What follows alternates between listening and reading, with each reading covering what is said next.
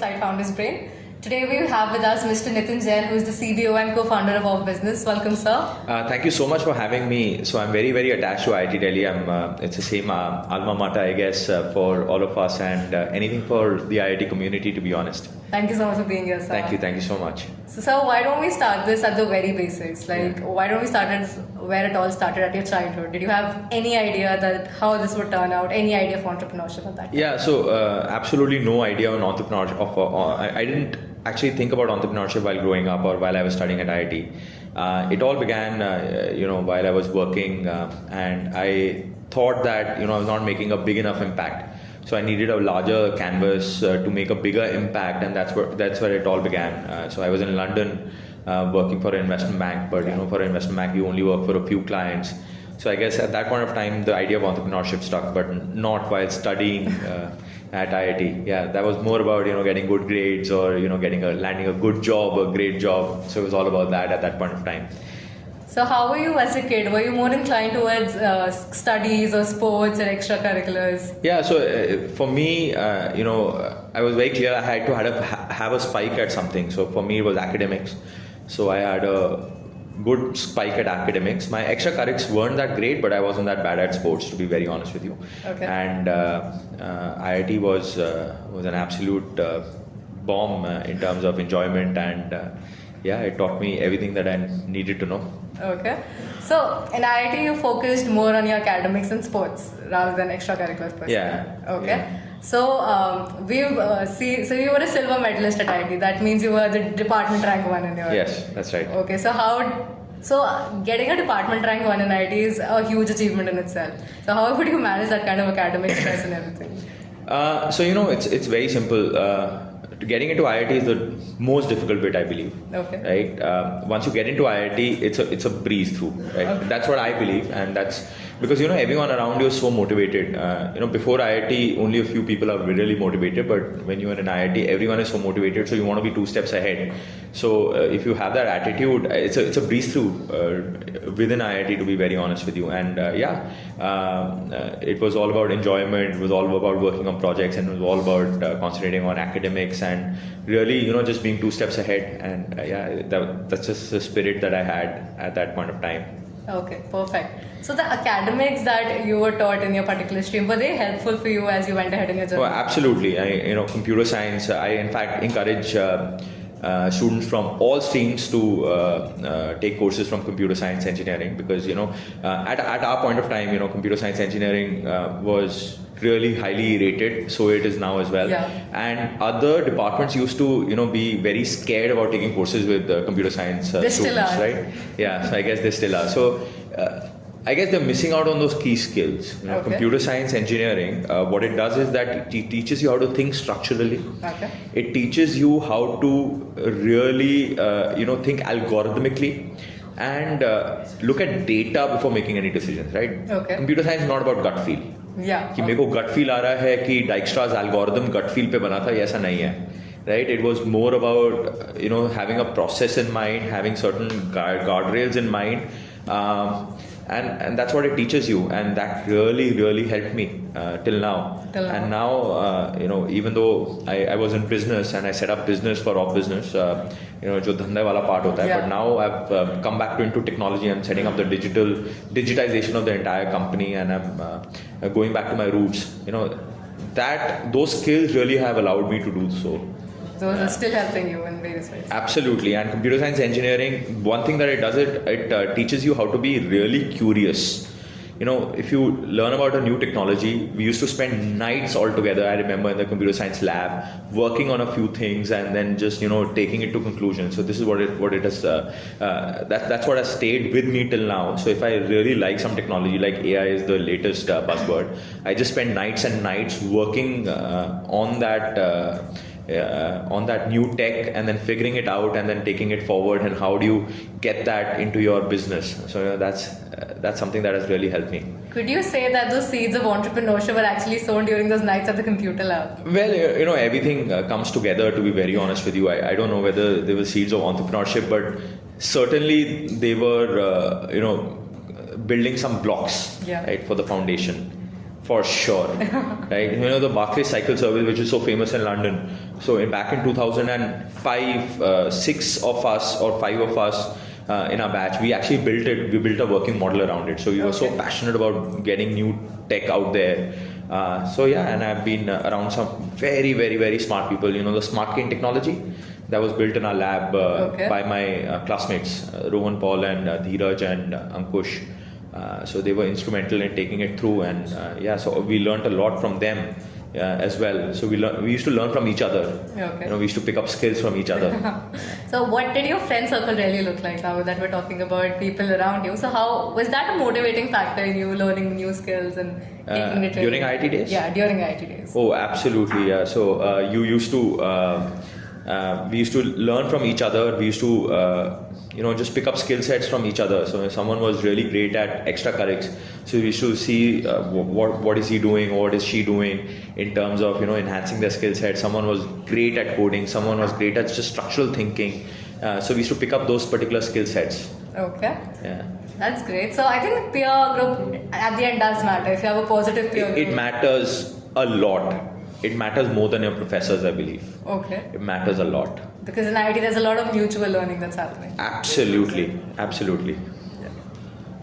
Okay, so why don't we move on to the politics in IIT, just a little bit. Yeah. So did you ever experience it firsthand, whatever, during the... Yeah, I ate a lot of pizzas. Yeah. During the politics season, I used to be treated with a lot of pizzas, and that was my only sort of exposure to politics. So That's pretty much it. Everyone would come to march their own... Absolutely, yeah. So pizzas really helped. Yeah. Pizzas really helped. Yes. Okay, that's good to hear. Okay, so let's get into the internship season now. Yes. So towards the end of the second year, third year, we have an internship season now. Yes. Was that the same similar case in IIT at that time? Yes, so that was the first year where they banned foreign internships because everyone knew all you did in foreign internships was roam around Europe for about a couple of months. And they banned the foreign internships. They banned the foreign internships, at least for the computer science batch. They did not allow us to move out of India. It was a decision taken by the professors, and so all students used to do is go to other universities, write and spam mail professors all over the world, and looking for internship either in the US or Europe, and then two months just while away their time just roaming around Europe. So they took an active decision about banning the internships, and then we were sort of stuck in India, and stuck is probably the wrong word, but we were confined to India. Confined to Yes, and I did my internship in a company called Sarnoff in Bangalore. Okay. Yeah, so coincidentally, that was Binny Bansal's first job. Okay. Yeah. All right. Yes, so coincidentally, so he was there when I was doing my internship, and then he obviously left, very quickly. He moved to Amazon, and then obviously we know the rest. But yeah. So that's where it all started. All the stars aligning at once. Well, I don't know about that, but yeah, Binny Bansal, that was my first meeting with him. Okay. Yeah. So currently foreign internships are allowed again, and they pretty much run on the same context. People are just going and just having a good... And spamming all the professors. Spamming all the professors, like 600, 700, 800 mails going in. And writing scripts and so that it shoots mass. So that it doesn't go into spam also. Yes, and exactly. It's going in like a mass mail also. Yes, that's happening.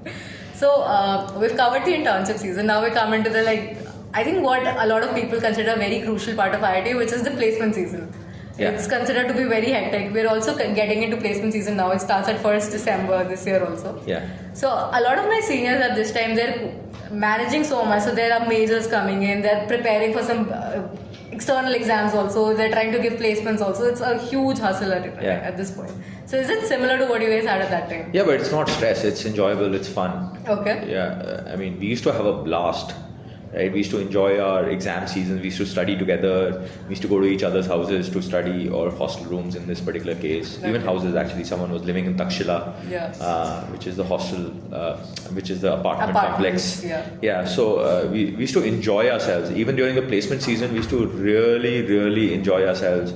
And never took stress, actually, because we knew that we were smart enough to get a job. So that was not a concern. Okay. It was never a concern. That was never a concern. But were there any expectations of yourself, or your family had any expectations? Okay, this is the level of Actually, job I'm no. going So to get? it was never the case. We never took stress about that. Okay. So, yeah. The biggest stress I had was, while buying a suit, I guess. Once a suit pen ke jana hai, that was pretty much it. So haircut, grooming, with Haircut, that. grooming, that's pretty much it. Everything was all about that. It was never about preparation and so on and so forth. We knew That was all we would enjoyable. crack. That was fun. Yeah. Okay, that's And good. probably building a CV as well. What word goes where. We spent a lot of time in doing that. Those optics. How do you remove the and those? Absolutely. Yeah. How do you make it shorter, smaller? So people used to make 4 page CVs. Then we were taught that only one page is more than enough. If you make more than that, then it's actually not good. Yeah. So a lot of seniors have also given me advice that there should be no space to breathe in your CV. It should be no blank very spaces compact. in your CV. Yeah, it should be very compact Very and to compact. the point, and Yeah. there should not be any random jargons and so on and so forth. It should be very simple. Yeah. So it shouldn't be made a significant impact. It should be made an impact. Don't Yes. use any unnecessary Unnecessary adjectives or expletives. Okay. Yes. So post IIT, you went to do your job, which was at Royal Bank of Scotland. Yeah. How was your experience over there? Was outside of the country, I'm guessing. Yeah. So coincidentally during the placement season, I had offers from pretty much. I had 8 company offers, job offers. 8 offers. Yeah. Okay, I had so not 17 shortlist we're talking about. Those are offers. Not shortlist. Shortlist. Okay. I had 10 shortlists. Okay. I had 8 job offers. Okay. I had offers from McKinsey and A.T. Kearney and Goldman Sachs, and so I wanted to always go abroad. Okay. I had 17 job interviews on day one. So 17 job it was interviews. Crazy. It was Okay. crazy. I I understand. still remember. I was rushing from one room to the other, and then there was no time to breathe or drink water, or I was drinking excess water. And so it was crazy at that point of time. But I wanted to always work abroad. Okay. Yeah. So you ended up taking this Yes, particular offer. I really wanted to go abroad and figure out, we were quite naive back then, right? So we didn't really know what we wanted to do. Yeah. So it was just about gut feel at that point of time. So there was no data No backing the data. decision, unfortunately. Yeah. Yeah. So it was just about gut feel and wanted to just experience finance, and there was a lot of money in finance at that point of time, but it was crazy that this was during the 2008 season when everything crashed. When everything crashed. Yes, Okay. my first day in office, Lehman's went bankrupt, so that was very. That was your first day in office? That was my first day in Okay. office. Yes. Quite an interesting day. Yes. 4th day in office, RBS got bought over by the Bank of England, 84% owned by the Bank of England. Actually, the UK government, not Bank of England. My apologies for that. And Merrill Lynch got bought over by Bank of America. So everything was haywire. We didn't know whether we would survive for another 2 months. But I ended up surviving for 7 years. So For that was- 7 years. Yes.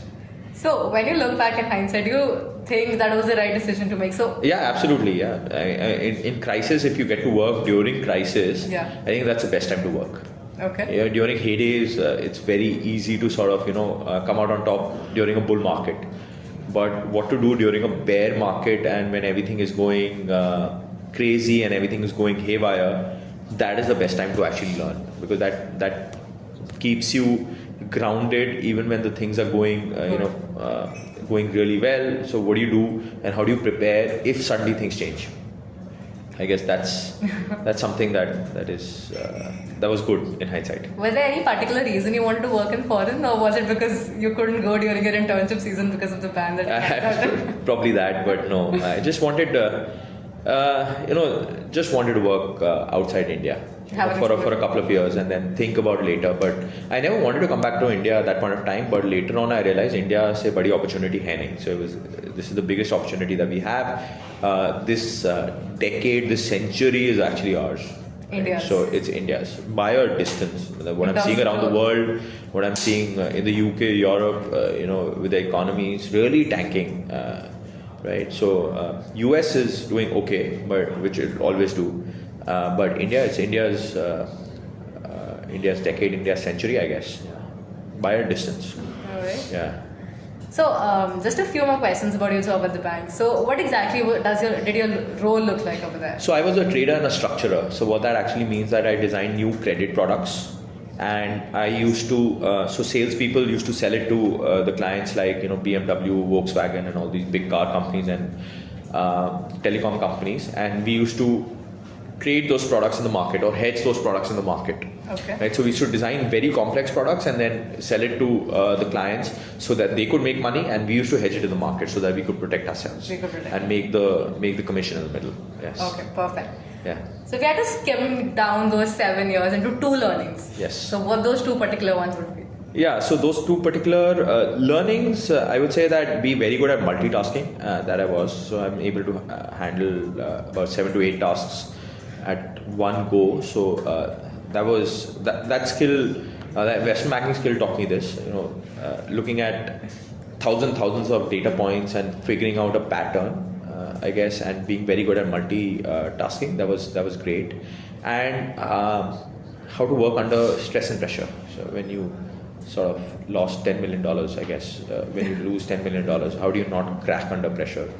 Because many people would probably commit suicide or something, right? Yeah. So, I mean, we had some great days, we had some really bad days, so how do you not crack under pressure? That was the entire thing. Fair enough. Yes. $10 million, quite an amount. I haven't lost that much, but it used to prepare you for that. It used to prepare you for that, fair enough. Yes. Okay, so now, you said you weren't making enough impact, you felt that. Yes. So that was the primary reason you ended up coming back to India. So we were talking about your decision to leave the bank and basically come back to India, start a business here. So how was that decision? No, so I think last couple of years were very difficult in the sense that I realized that I was not making a large enough impact. So banking mein बैठे I was just looking at those 8 screens and doing the same thing over and over again. Yes, we were making money for the bank and so on and so forth, but it wasn't as if I was creating a great impact, right? So we're moving money from one place to the other and making commission in the middle. That's all investment banking was all about. Yeah. Some people really enjoy that, so there is no downside in doing it. But I wanted to do something bigger, right? So I wanted to have a much greater impact. Again, क्या impact था मुझे नहीं पता था, but I really thought that India was the place where there was a great startup ecosystem brewing, with the Zomatos of the world coming through, Flipkarts of the world coming through, Amazon's set up base in India, which is not really a startup, but still. Yeah. So it was that thought process which drove me back to India, and I said, देखी जाएगी, करते हैं. Met up with my co-founders Ashish, Ruchi, and Vasant and Bhuvan. Decided B2B world में कुछ करेंगे, and that's how it started. That's how it started. Yeah. But then leaving the kind of money you make in investment bank to go and see what you can do in the startup world, was that? See, at one point of time, after one point of time, money does not matter. Right? Okay. Does not matter.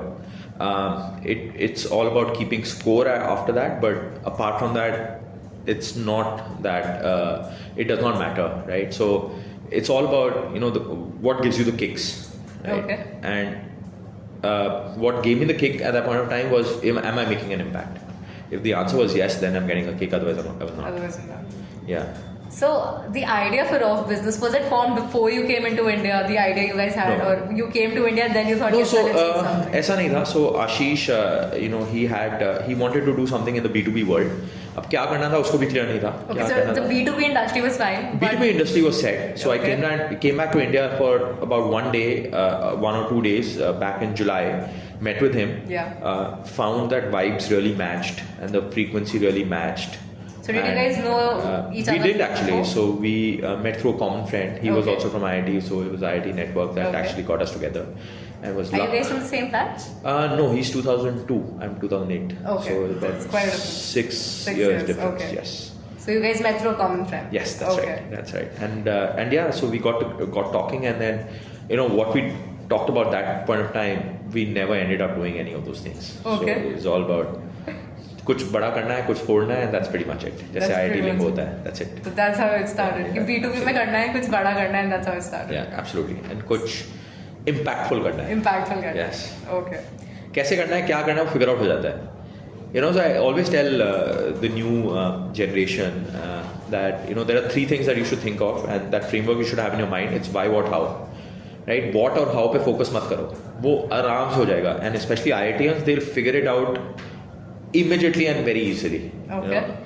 Not saying that others will not figure it out, but I know IITians because I've been with them. So I know they'll be able to figure it out very, very easily. It's the why which is the hardest. Okay. But not even the best of us can really figure out. So if you're able to figure that out, that's it. Everything is set. So figure out the why, everything else will follow. Right. Fair enough. So once you had figured out the why, what was the initial idea for business? No, I was figuring out the why. Okay. I had not figured out the why. Figuring out the why as in what kind of क्यों impact करना you है, want to क्या करना है, कैसे करना है, वो हो जाएगा.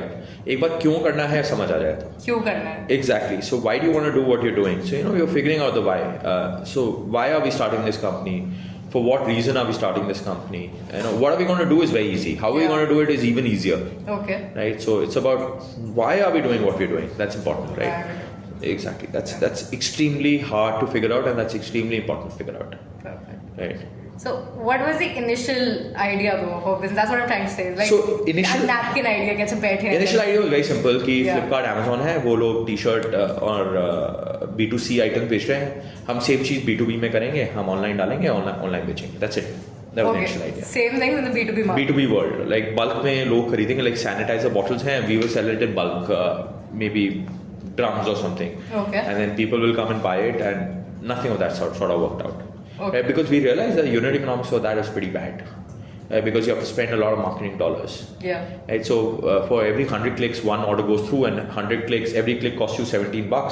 So you have to spend 1,700 rupees for one order through marketing, and then average order size is about 2,000 rupees, where you make 20% margin. Okay. So you may end up making 400 rupees, and you spend $1,700. So unit economics was never matching. Was never matching. Never ever matching. So there was no point in doing that. So we figured out other ways of doing it. So we thought, how can we do it without marketing? Without marketing. So that's how we started. Okay. So that was the initial idea. What exactly does OfBusiness do now if we were to simplify it for the user? Yeah, so it's simple, right? So SMEs, right? So they 60% of economies of the Indian economy is run by SMEs. Right? Okay. Now there are 6 crore SMEs, 6 to 7 crore mota moti SMEs in India. Okay. Right. 60%. So if you assume 2 to 3 trillion is the Indian economy roughly, so you can calculate 60 trillion. So it's a massive industry. So we figured out that TAM was massive, right? So Yeah. total addressable market was really good, really big. So SME has two major problems. एक उसको raw material कहाँ से मिलेगा to manufacture whatever they're manufacturing. सस्ता और अच्छा raw material कहाँ से मिलेगा? And second is उसके लिए पैसा कहाँ से मिलेगा? Okay. Right? Simple. We are just solving these two problems. Right. That's it. Okay. Everything else is we can keep aside. We're just solving these two problems. उसको raw material कहाँ से मिलेगा? अच्छा और सस्ता. और उसको उसके लिए खरीदने के लिए पैसे कहाँ से मिलेंगे? That's it. Right. So what banks were doing, they were giving them money, secured money. Right. And they were not giving raw materials. Distributors were giving them raw materials, but they were not inclined to giving them money. We figured out this nice gap in the middle where you could be supplying raw materials and giving them money. And both of them are inherently profitable, right? Distribution business is profitable, otherwise it would not have existed ever, right? Distributors जो डूबे हैं वो speculation की वजह से डूबे हैं, not because of anything else. Banks जो हैं inherently profitable हैं, right? Okay. So we hardly see a bank which has failed, right? They're inherently profitable. Yeah. Okay. Inherently. So lending business is inherently profitable because banks are lenders, right? They're lenders. That's how they make their money. Okay. They don't make their money through any other means. They don't make their money through speculation. They're lenders, right? So banking or distribution को हमने बिल्कुल merge कर दिया, and we said that, listen, let's be a one-stop platform in India for any kind of your raw material needs, bulk raw material needs, and we'll give you money to actually source those raw materials as well. Okay. That's what we said. We said that distributors failed because of speculation. What exactly do we mean by that there? So, let's say I think the market is going to go up by 2,000 rupees per metric ton. Okay. And I stock humongous amounts of raw Okay. materials, right? So I'm speculating, Yeah. right? And the market tanks. Then you lose everything. You lose it. Right? So we didn't want to be speculators. Okay. So we said that we're going to have a principle of back-to-back, right? Very simply, if we get an order, then we're going to contact the supplier for material. So we're never going to be speculators in the market. Okay. So we maintain that position, and that's what rode us through very difficult times as well. So we don't care about market cycles. Market ऊपर जाती है, नीचे जाती है, हमें फर्क नहीं पड़ता, right? But distributors को बहुत फर्क पड़ता है because they are speculators.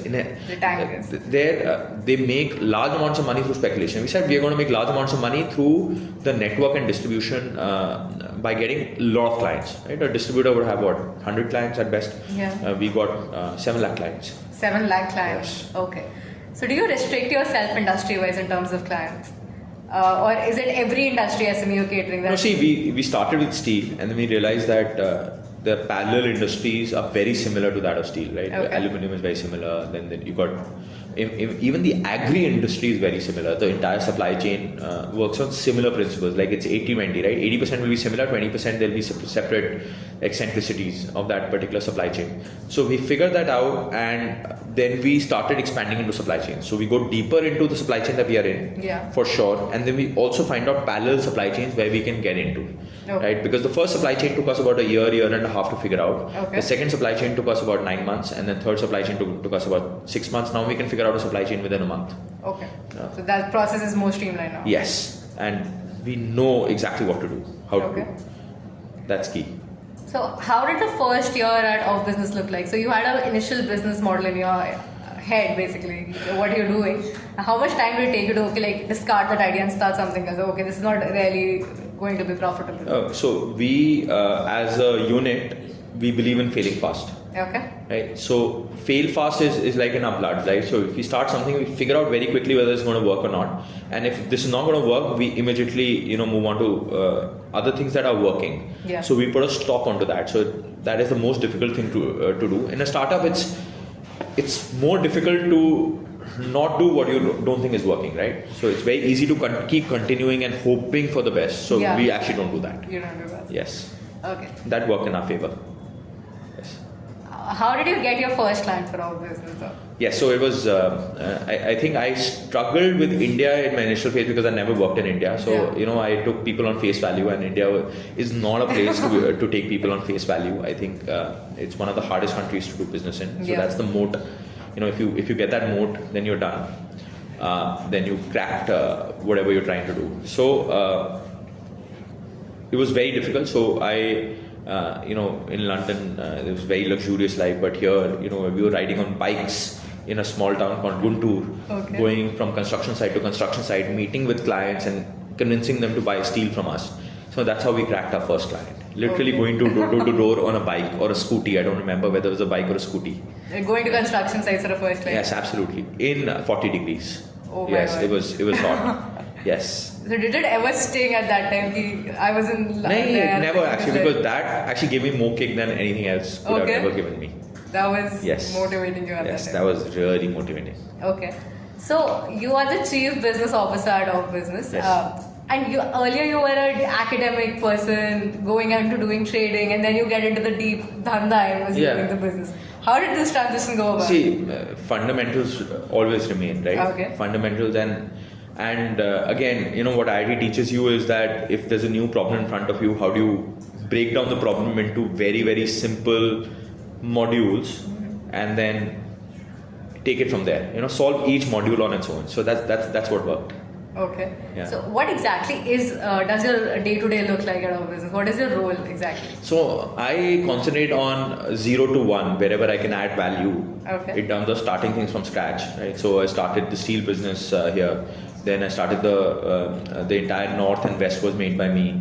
Then I started the agri business entirely. And now I'm trying to digitize the entire ecosystem, which is very difficult to do, right? So SME ecosystem, getting them to transact 30 lakh worth of orders online, that's the most difficult thing. So we're trying to do all of that. So my day-to-day is figuring out where I can add maximum amount of value. So currently 7 lakh clients are being handled manually by the team here? No, it's not handled manually, but there's a certain process, there's a certain system and so on and so forth. I'm trying to digitize it even more. Taking it to the next level, right? Bringing in AI, bringing in new technologies and so on and so forth. So that they can place 30 lakh worth of orders online itself. Yeah, each client. So our average order size is about 25 to 30 lakhs, and we're trying to digitize this entire order process. So we generate about 100 crores of orders per day. 100 crores of orders per day. Yeah. So we're trying to digitize all of that and remove any kind of manual intervention required. Because even for 30 lakh orders, you have some manual intervention which is there, but if you want to digitize everything, that's the hardest bit. So it's kind of back to the roots for you. Yeah, absolutely. Okay.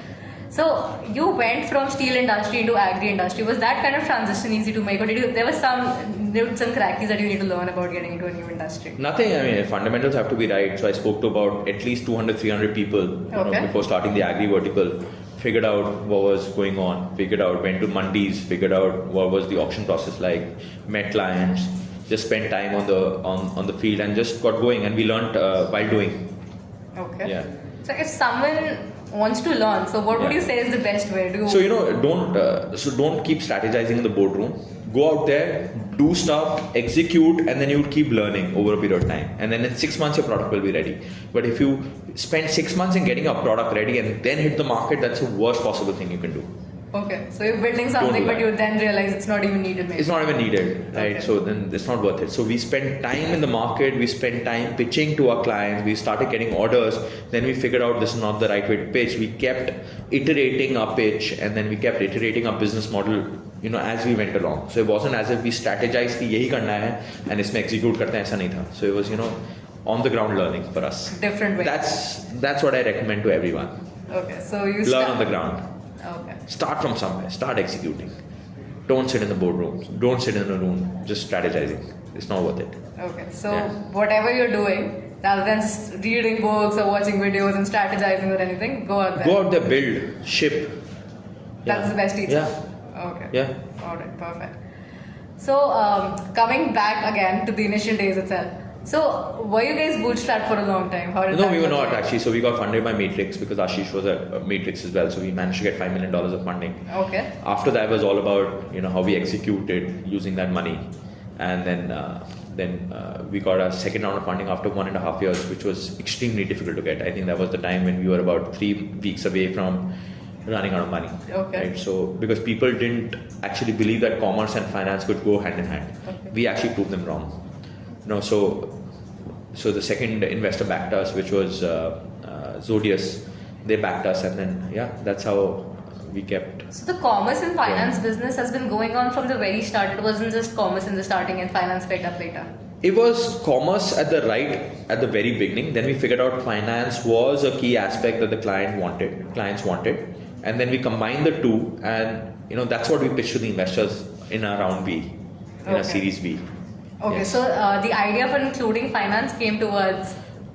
It came after about 3 or 4 months, 5 months. Yeah, okay. that it's important. Okay, so give us a little bit more idea about what the clients are. Let's say MSMEs that we're talking about. So if someone wants to cater to these MSMEs in some other vertical or something else maybe, so how does that go about? Because since they're like you said a very huge number of them.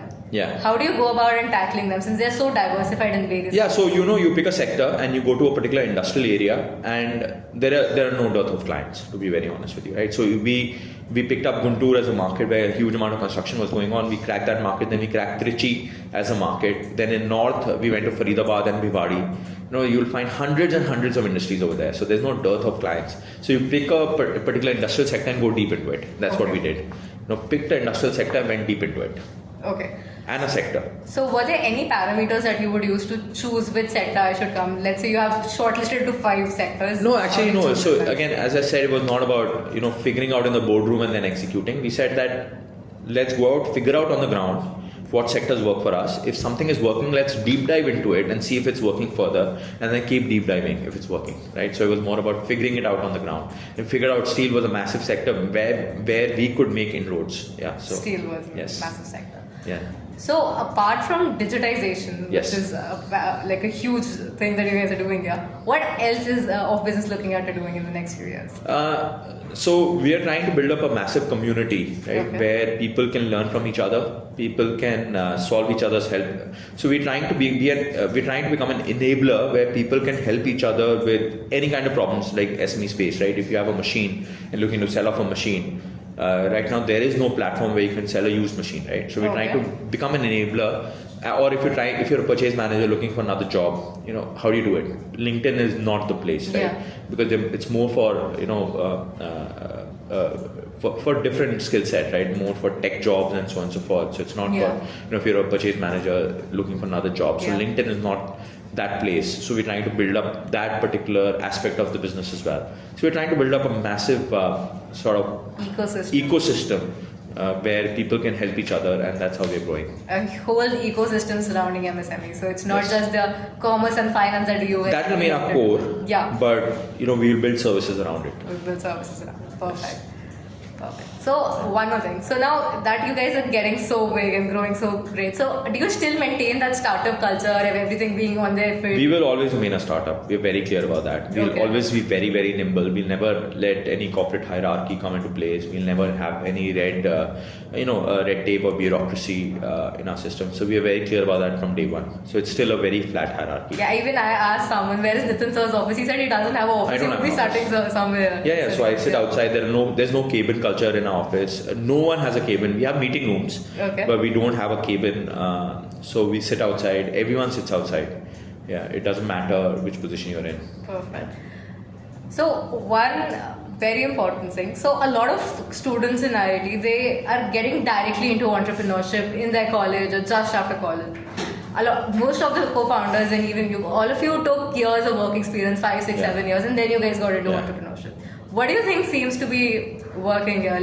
So I'll tell you the difference. The key difference was, at our point of time, there were no other startups, so we couldn't learn from them. And there was no Zomato, there was no Swiggy, there was no Flipkart, and so on and so forth. So we didn't have any place where we could learn about all of this, right? So YouTube didn't have that much material. I think YouTube, was it even existent back then? I don't know. 2003, 4 probably started, right? Yeah. So there were not a lot of videos where you could learn from. People not making a lot of content. But right now, if you see, there's a lot of content. There's a lot of there are a lot of podcast series. So people actually, pick up a podcast series and learn from that particular podcast series, and then take it forward and use those learnings. So the accessibility to those learnings has become easier. That's what I believe. That's what has changed. Okay. There's a lot of content which is coming through. And do you think that content is more value adding, or would you rate of experience over it? No, it's definitely value adding, right? Okay. So, as I said, smart people, if you give them 2 pieces of information, they'll be able to easily judge which is more relevant to them, which is not relevant to them, which one to discard and which one to take. Okay. Yeah. So what would be let's get back to content first. So if you had to recommend some podcasts to these young budding entrepreneurs watching this video, what would you do? What would be those podcasts, let's say? Couple of podcasts. There are a lot of podcasts. Whichever ones excite your inner entrepreneur or your inner,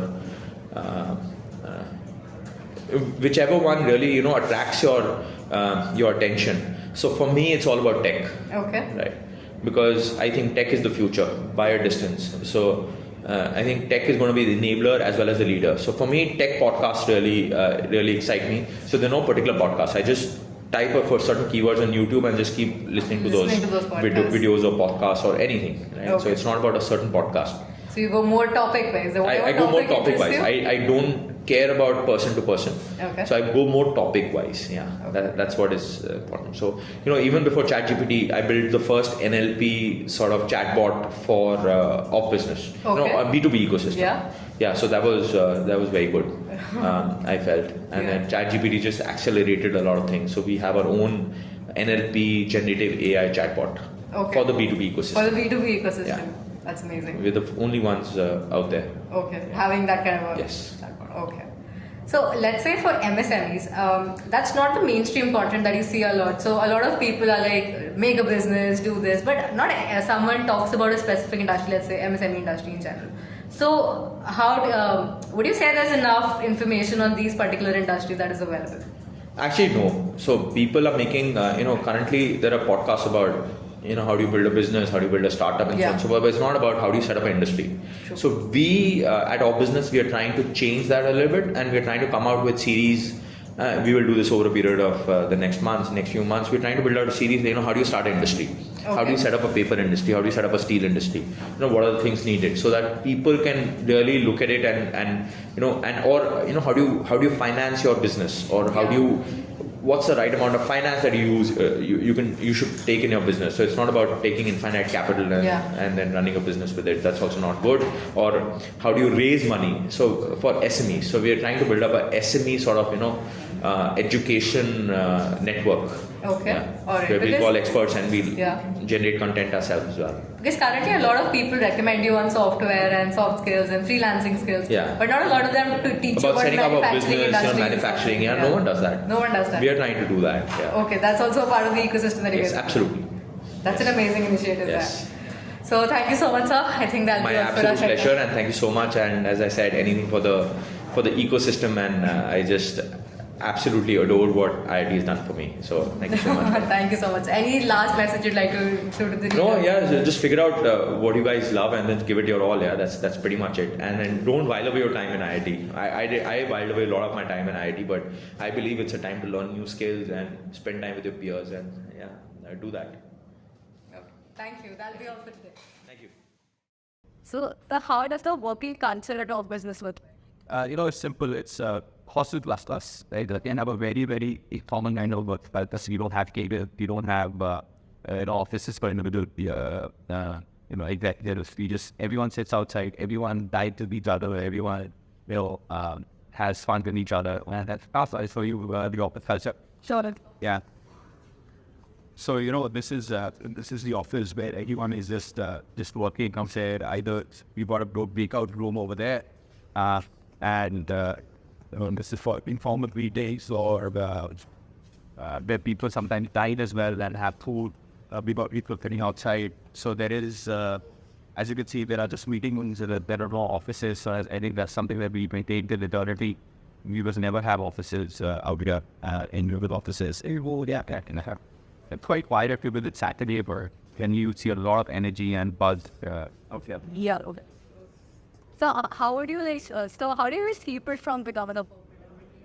Oh no, it just boils down from the top. Right? So if you maintain that informalness or that fun from the beginning, and everyone displays the same sort of aura, it never end up becoming a corporate.